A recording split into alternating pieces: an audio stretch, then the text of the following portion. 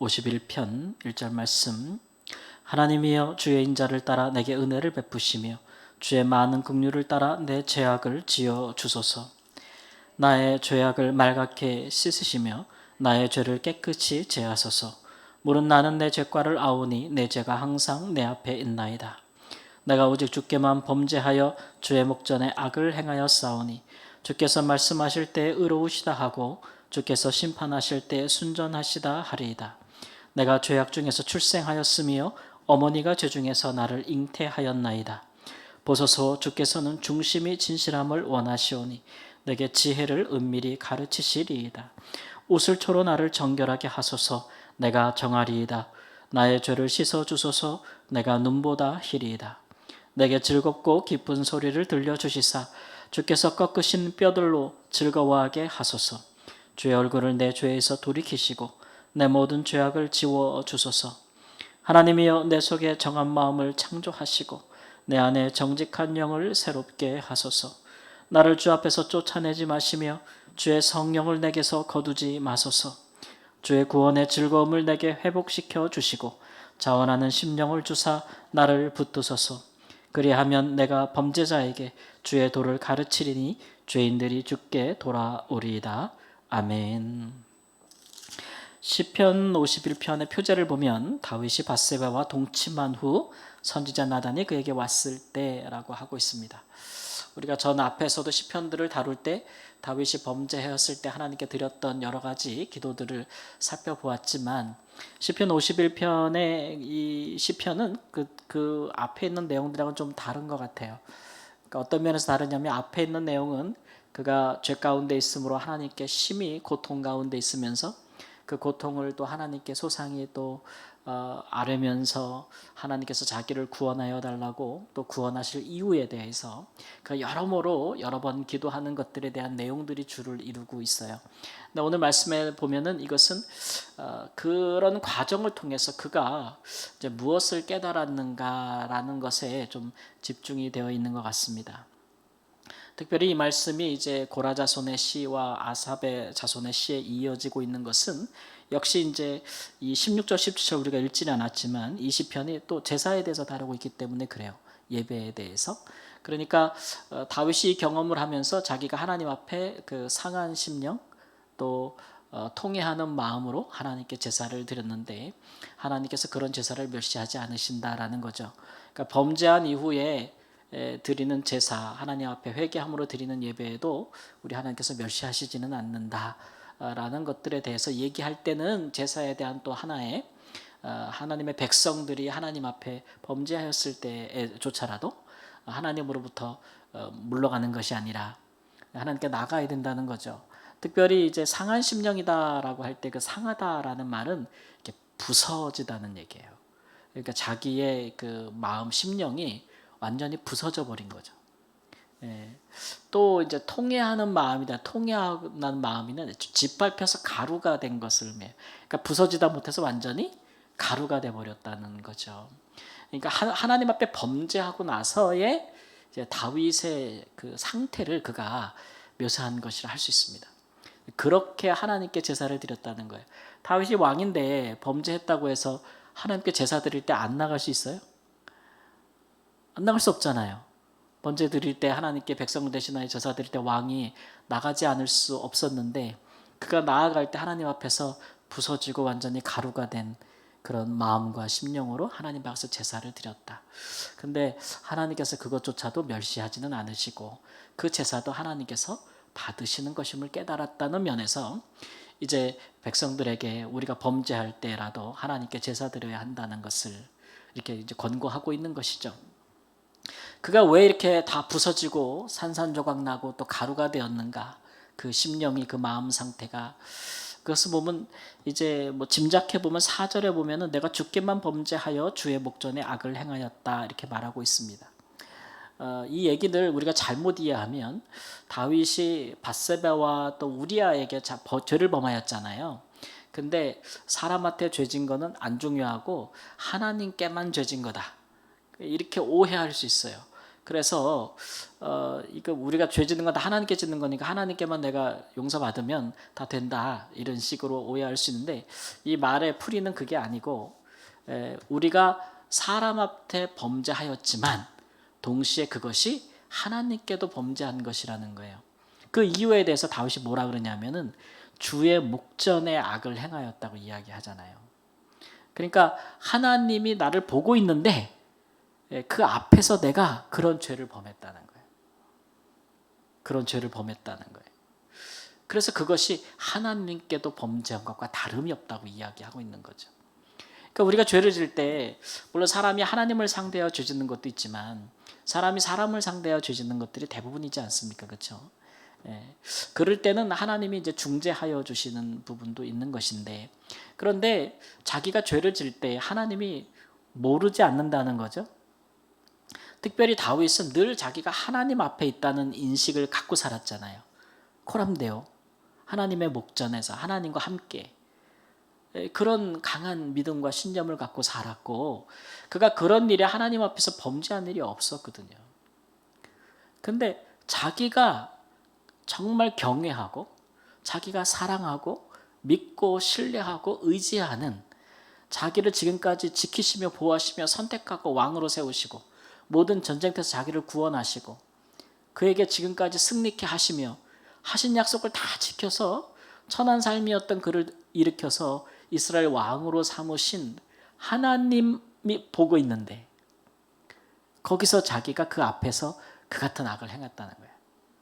간음을 하고 또 사람을 교사하고 하나님 앞에서 했다는 거예요. 대부분 사람들이 죄에 대해서 그렇게 이제 특별히 이제 그 무감각한 사람들 보면은, 사람은 죄질 때 사람을 무시하지 않습니까? 근데 그것을 또 누가 나를 벌할 수 있겠는가? 그걸 누가 보겠는가? 이렇게 생각을 하시는 거잖아요. 사람 눈만 피하면 그것이 뭐 흔히 얘기하는 뭐 완전 범죄, 혹은 사람들이 인식하지 못하면 수치스럽지도 않거니와 불편하지도 않고 굳이 그것을 반성할 필요도 없고 회개할 필요도 없는 거죠. 벌 받을 필요도 없는 것이죠. 사람 눈을 피하면. 근데 다윗은 그런 인식에 머무른 사람이 아니었거든요. 항상 하나님이 나를 지켜보신다, 다 보고 계신다는 그런 마음을, 인식, 믿음, 신앙을 갖고 산 사람이기 때문에 그가 사람 앞에 범죄한 것도 스스로에게 너무 그 절망스럽고 자기 자신에 대한 그런 거지만, 나를 사랑하시는 하나님 앞에 내가 그런 행위를 했다는 것이 자기 마음이 다 부서지고 조가 가루가 될 만큼, 그럴 만큼 하나님 앞에 그런 마음이 될 만큼 그런 마음으로 제사할 수밖에 없는 상황이 됐다는 거예요. 이것은 우리가 반대로 얘기하면 그만큼 그가 하나님의 존재, 하나님의 실존에 대해서 그만큼 강렬하게 느끼고 있었다는 거죠. 그래서 우리가 그가 범죄한 것은 잘못한 것이지만, 그러나 그가 범죄한 이후에 이렇게 하나님 앞에서 산산조각 나고 가루가 되는 마음으로서 하나님께 제사를 드리는 그 심정을 고백했다는 것은 그만큼 그가 코람데오, 하나님의 임재, 하나님의 살아계심, 하나님의 앞에서 살았다는 반증이에요. 그러니까 그만큼이나 괴로운 거죠. 하나님과 동행했던 만큼 괴로운 겁니다. 그런 면에서 우리가 그의 심정을 좀 이해할 수 있는데, 이런 걸 통해서 다윗은 굉장히 많이 생각하게 된 것 같아요. 내가 왜 그렇게 범죄했을까? 그 순간에. 그 전까지는 많은 굴곡이 있었지만, 도전고 시험과 유혹이 있었지만 다 범죄하지 않았잖아요. 그죠? 근데 어떻게 그렇게 한순간에 무너질 수 있을까? 어떻게 그럴 수 있을까라는 거죠. 근데 오늘 시편의 말씀 보면은 다윗이 뭐라고 그러냐면 5절부터 보면 내가 죄악 중에서 출생했으며 어머니가 죄 중에서 나를 잉태하였나이다, 이렇게 이야기를 하죠. 그러니까 이것을 은밀한 중에 하나님께서 지혜로 내게 가르쳐 주셨다는 거예요. 6절 말씀에 봐도. 그러니까 다윗이 자기의 범죄함을 통해서 깨달은 게 뭐냐면은, 내가 어느 순간 갑자기 그냥 우연히 실수해서 순간 유혹에 넘어가서 범죄했다게 하기보다는 너무 그 범죄가 치밀하고 너무 질적으로 나쁘잖아요. 한순간에 사람이 이렇게 돼버린 것에 대해서 그가 생각하면서 은밀한 중에 하나님 나에게 깨닫게 해주신 것이 무엇이냐면 내가 죄악장에서 출생했다는 거예요. 어머니가 죄 중에 나를 잉태했다는 거예요. 이게 뭐냐면은 흔히 우리가 이제 교리적으로 얘기하는 거죠. 그러니까 우리가 원죄, 그러니까 우리가 죄의 본성을 가지고 있다는 거죠. 죄의 본성. 네. 그러니까 우리는 죄의 성질을 가지고 태어나는 사람이니까 언제든지 우리 안에 죄를 지을 가능성이 굉장히 농후한 존재라는 거예요. 그러니까 나는 굉장히 선한데, 나는 굉장히 의로운데 한순간에 실수로 갑자기 범죄하는 게 아니고 우리가 우리 스스로를 인식할 때 우리는 언제든지 무지막지한 죄를 범할 가능성이 있는 사람들이다. 존재다. 다윗이 그걸 자기가 그렇게 하는 거 보고 자기가 너무 놀란 거예요. 내가 이런 죄를 죄 지을 수 있는 사람이었던가라는 거죠. 예.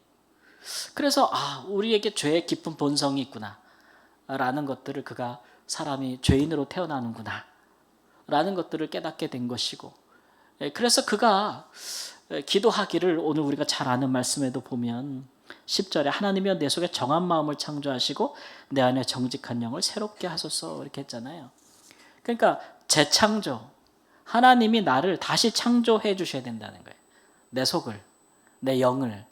그래야 내가 태어날 때부터 가졌던 죄의 본성을 하나님이 새롭게 창조해 주셔야 내가 여기서 벗어날 수 있다는 거죠.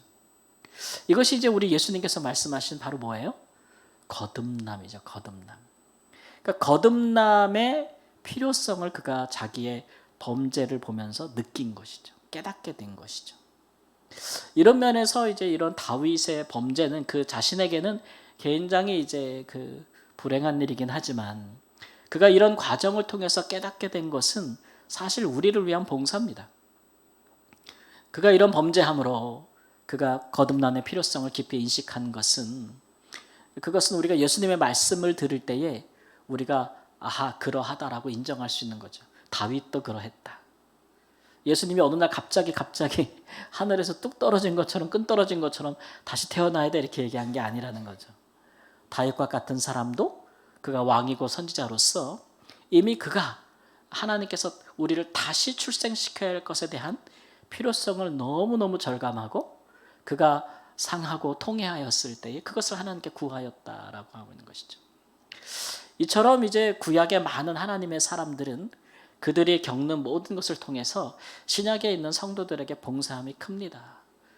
참 우리가 감사한 부분이죠. 우리가 지난 주일날 욥의 고난에 대해서 들었지만 욥이 뭐 잘못해서 고난받은 거 아니라고 했잖아요.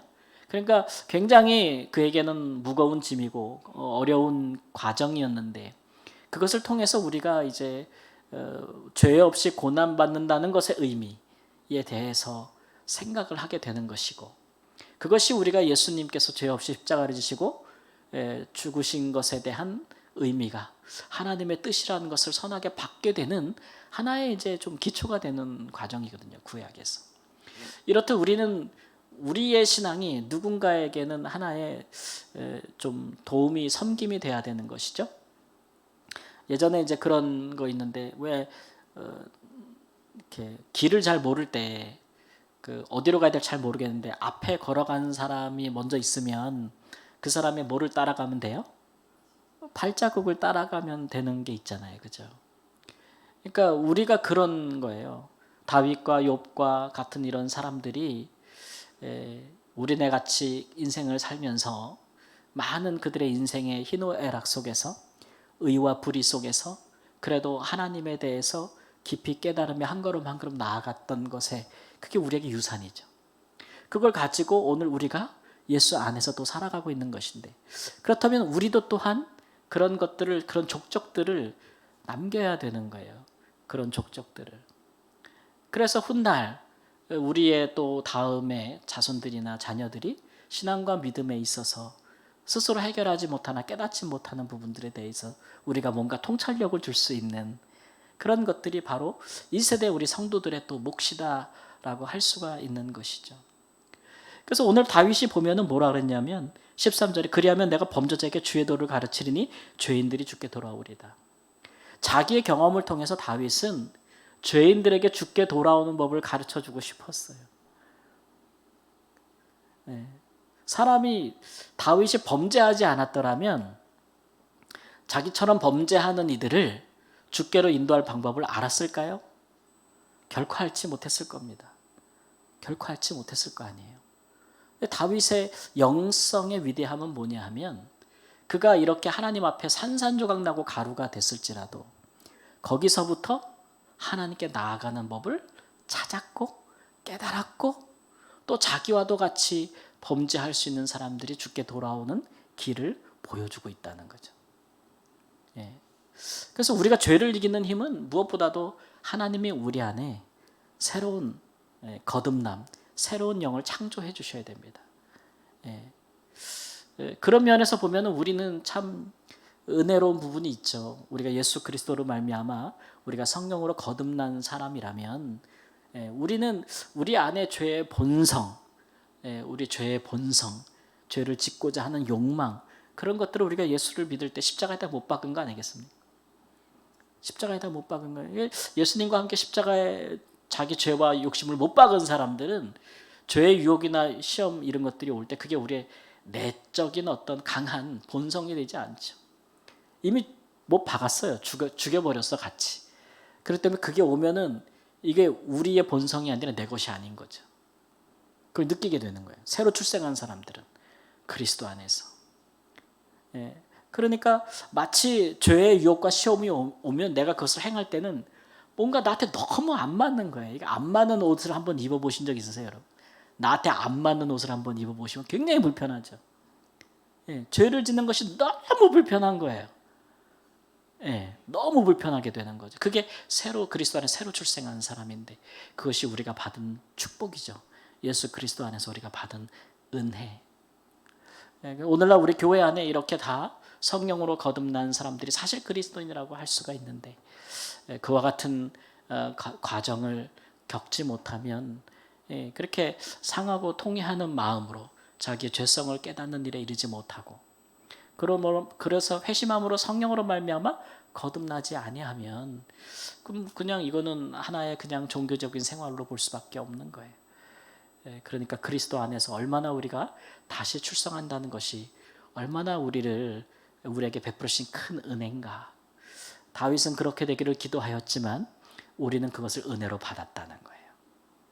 그는 기도함에 그쳤지만 우리는 예수 그리스도 안에서 그것을 은혜로 받았다. 그 얼마나 귀한 사랑을 받은 사람들입니까? 그 복된 삶을 우리가 잘 누리면서 즐거움으로 구원에 대해서 기뻐하는 마음으로 하나님께 기쁨으로 예배를 드릴 수 있는 사람들이 되기를 우리 주 예수님의 이름으로 축원합니다. 아멘.